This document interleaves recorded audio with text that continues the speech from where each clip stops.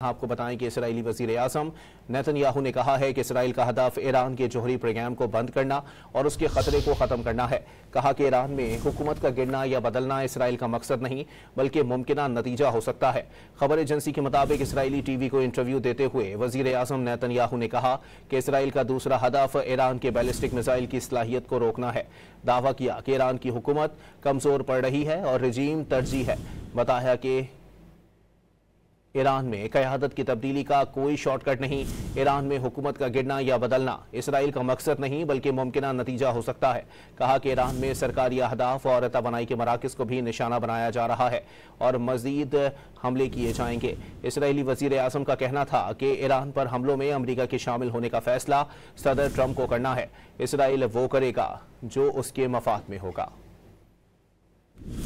आपको बताएं कि इसराइली वज़ीर आज़म नेतन्याहू ने कहा है कि इसराइल का हदफ ईरान के जौहरी प्रोग्राम को बंद करना और उसके खतरे को ख़त्म करना है। कहा कि ईरान में हुकूमत का गिरना या बदलना इसराइल का मकसद नहीं बल्कि मुमकिना नतीजा हो सकता है।